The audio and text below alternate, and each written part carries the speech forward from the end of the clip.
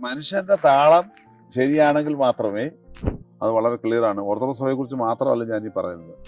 നമ്മൾ മനസ്സിലാക്കേണ്ട ഒരു കാര്യമുണ്ട്. നമ്മളെ ആക്കി വെച്ചിരിക്കുന്നത്, ഞാൻ ഈ അടുത്ത സമയത്ത് ഏഷ്യ പസഫിക് ഡയോസിസിൽ പോയപ്പം എന്ത് മനോഹരമായ ചില വിഷയങ്ങളാണ്.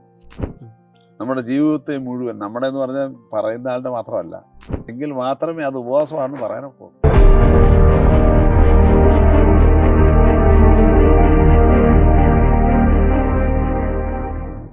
ട്രൂ ലൈറ്റിലേക്ക് ഏവർക്കും സ്വാഗതം. പുതിയ തലമുറയ്ക്ക് പരിസ്ഥിതിയെക്കുറിച്ച് വലിയ ശ്രദ്ധയുണ്ട്.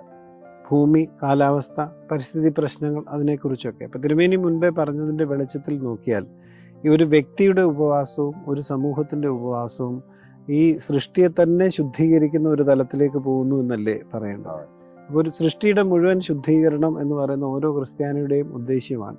ഒരു നോമ്പനുഷ്ഠാനം അല്ലെങ്കിൽ ഈ ഭക്ഷണ പദാർത്ഥങ്ങളെ വർജനം, ഈ പറയുന്നതിനൊക്കെ സൃഷ്ടിയിലെ നമ്മുടെ സ്ഥാനത്തിൻ്റെ ഒരു വലിയ നമ്മുടെ ഉദ്ദേശ്യ ലക്ഷ്യങ്ങൾ പൂർത്തീകരിക്കുക എന്ന് പറയുന്ന ഒരു വലിയ ധർമ്മം കൂടി അവിടെ നിർവഹിക്കപ്പെടുന്നു എന്നുള്ള വിശാല തലത്തിൽ ചിന്തിക്കേണ്ടതല്ലേ? അപ്പം അതുകൊണ്ട് കേവലം ഒരു സഭയുടെ അനുഷ്ഠാനം എന്നുള്ള തലത്തിനപ്പുറം സൃഷ്ടിയോട് നമുക്കുള്ള കടമ നിറവേറ്റുന്നതിൻ്റെ കൂടെ ഭാഗമായിട്ടാണ് ഈ ഉപവാസം എന്ന് ചിന്തിക്കുന്നത് ശരിയല്ലേ?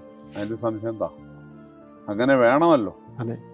ഈ മനുഷ്യനെ ദൈവം സൃഷ്ടിച്ചത് ഒരു മറ്റു സൃഷ്ടികളെ സൃഷ്ടിച്ചതുപോലെ അല്ല, നമുക്കറിയാം. സ്വരൂപത്തിലും മനുഷ്യൻ സ്റ്റിവേർഡ്സ് ഫോർ ദ എൻ്റെ ക്രിയേഷനാണ്. സൃഷ്ടി മുഴുവൻ്റെയും കാര്യവിചാരകത കൊടുത്തിരിക്കുന്നത്, സർവ്വ സൃഷ്ടിയുടെയും കാര്യവിചാരകത്വമാണ്, അല്ലേ? അതെ. അപ്പം മനുഷ്യന്റെ താളം ശരിയാണെങ്കിൽ മാത്രമേ പ്രപഞ്ചത്തിന്റെ താളം ശരിയാകുള്ളൂ. മനുഷ്യന്റെ താളം ശരിയാകത്തോളം കാലം പ്രപഞ്ചത്തിന്റെ താളം അവതാളമായി മാറുന്നു എന്നുള്ളൊരു കാഴ്ച നമുക്ക് കാണാവുന്നല്ലേ. അപ്പോൾ അച്ഛൻ പറഞ്ഞതിന് ഞാനതിന് കൂടുതൽ വിശദീകരണത്തിന് ആവശ്യമില്ല. അച്ഛൻ വളരെ കൃത്യമായിട്ട് അത് പറഞ്ഞു കഴിഞ്ഞു. നമ്മൾ മനസ്സിലാക്കേണ്ട ഒരു കാര്യമുണ്ട്. നമ്മളെ ആക്കി വെച്ചിരിക്കുന്നത് നാം ആയിരിക്കുന്ന അന്തരീക്ഷത്തെ മുഴുവൻ വിശുദ്ധമാക്കാൻ വേണ്ടിയാണ്, വിശുദ്ധിയായി സൂക്ഷിച്ച് ദൈവത്തിന് സമർപ്പിക്കാൻ വേണ്ടിയാണ്. നമ്മുടെ പ്രാർത്ഥനകൾ എടുത്താൽ നമുക്ക് അറിഞ്ഞൂടെ, നമ്മൾ വെറുതെ മനുഷ്യർക്ക് വേണ്ടി മാത്രമല്ലല്ലോ പ്രാർത്ഥിക്കുന്നത്, സർവ്വ ജീവജാലങ്ങൾക്കും സർവ്വ സൃഷ്ടിക്കും വേണ്ടി ദൈവസ്ഥയിൽ അഭയം നടത്തുന്നതാണ് നമ്മുടെ പ്രാർത്ഥനാ ക്രമങ്ങൾ. വെള്ളം വാഴ്ത്തുന്നതായാലും വെള്ളം കുടയുന്നതായാലും കുരുത്തോല വാഴ്ത്തുന്നതായാലും പല കാര്യങ്ങളുണ്ട്. നമ്മളൊരു വർഷത്തെ എൻ്റെ സൈക്കിൾ ഒന്ന് പരിശോധിച്ചു കഴിഞ്ഞാൽ മനുഷ്യന് വേണ്ടി മാത്രം പ്രാർത്ഥിക്കുന്ന ഒരു സമൂഹമൊന്നുമല്ല ക്രൈസ്തവ സഭ. അത് വളരെ ക്ലിയറാണ്. ഓർത്തഡോക്സ് സഭയെ കുറിച്ച് മാത്രമല്ല ഞാൻ ഈ പറയുന്നത്.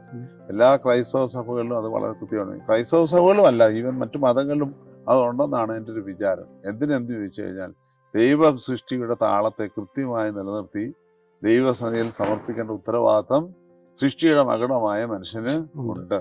Man is created in the image and likeness of God എന്ന് പറഞ്ഞാൽ അതിൻ്റെ അർത്ഥം ദൈവം ആണ് എന്ന് പറയാൻ വേണ്ടിയല്ല, പിന്നെയോ ദൈവം സൃഷ്ടിച്ച സർവ്വസൃഷ്ട പ്രപഞ്ചത്തെയും അതുപോലെ തന്നെ നിലനിർത്തി ദൈവസന്നിധിയിൽ സമർപ്പിക്കുക എന്ന വലിയൊരു ഉത്തരവാദിത്തത്തിന്റെ അടയാളം കൂടിയാണ്. റിഡംഷൻ ത്രൂ ജീസസ് ക്രൈസ്റ്റ് എന്ന് പറയുന്ന ക്രിസ്തുവിലുള്ള വീണ്ടെടുപ്പിന് നമ്മൾ പങ്കാളികളാകും. അപ്പോൾ ക്രിസ്തുവിലുള്ള വീണ്ടെടുപ്പിലേക്ക് മുഴുവൻ പ്രപഞ്ചത്തെയും പുതുക്കുന്നതിനുള്ള ഒരു ഉത്തരവാദിത്തമല്ലേ സൃഷ്ടിയുടെ പുരോഹിതൻ എന്നുള്ള ഒരു നിയോഗം കൂടിയല്ലേ നമ്മൾ ഈ ഒരു വ്യക്തിയുടെ ഉപവാസത്തിലൂടെ നിർവഹിക്കപ്പെടുന്നത്? ഒരു വ്യക്തിയുടെ ഉപവാസത്തിലൂടെ, ഞാൻ അന്ന് മുമ്പേ ഒരു കാര്യം പറഞ്ഞല്ലോ, fasting sanctifies the person and the place where he is എന്ന് പറഞ്ഞാൽ തന്നെ അത് വളരെ ക്ലിയർ ആയി. അച്ഛൻ ചോദിച്ചതിന് ഉത്തരവായി അതിന്. എന്ന് പറഞ്ഞാൽ ഒരു വ്യക്തി ഫാസ്റ്റ് ചെയ്യുമ്പോൾ അതിൻ്റെ സുഗന്ധം അവനിൽ മാത്രമല്ല നിൽക്കുന്നത്, അവനായിരിക്കുന്ന സ്ഥലത്തും അവനായിരിക്കുന്ന സ്ഥലത്തേക്ക് അത് വ്യാപിക്കുകയാണ്. വ്യാപിക്കണം എങ്കിൽ മാത്രമേ അത് ഉപവാസമാണെന്ന് പറയാനൊക്കൂ. നമ്മിലേക്ക് വരുന്ന ദൈവകൃപ പ്രപഞ്ചത്തിലേക്ക് പ്രസരിക്കുന്നു. പൗലോസ് മാർ ഗ്രിഗോറിയോസ് തിരുമേനി പ്രത്യേകിച്ച് എന്നും ഓർപ്പിച്ചിട്ടുണ്ട്. സംശയം ഒറ്റ ഡെഫിനിഷനിൽ പോലും നമുക്ക് അതിന്റെ വ്യാപ്തി കാണാനായിട്ട് പറ്റുന്നുണ്ട്.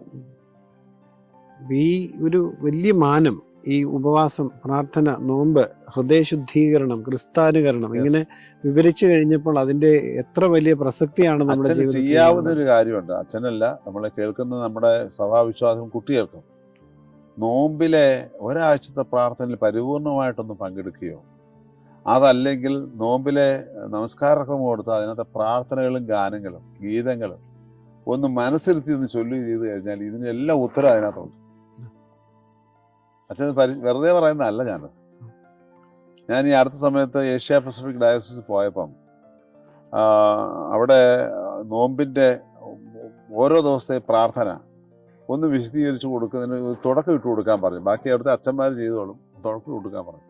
ഞാൻ തിങ്കളാഴ്ച നമസ്കാരത്തിൻ്റെ, തിങ്കളാഴ്ച ആണല്ലോ നമ്മൾ നോമ്പ് തുടങ്ങുന്ന ദിവസം, തിങ്കളാഴ്ച നമസ്കാരത്തിൻ്റെ ആദ്യത്തെ എനിയോനോ മാത്രം, എനിയോനെ മുഴുവൻ പൂർത്തീകരിച്ച് കൊടുക്കാൻ എനിക്ക് പറ്റിയില്ല, കാരണം സമയം എടുക്കുന്നതായതുകൊണ്ട്. അതിനൊരു 4-5 സ്റ്റാൻസാണ് ഈ 2 ലൈൻ പാടി വിശദീകരിച്ച് കഴിഞ്ഞപ്പോൾ എന്തെല്ലാം അർത്ഥങ്ങളാണ് അതിനകത്ത്, എന്ത് മനോഹരമായ ചില വിഷയങ്ങളാണ്.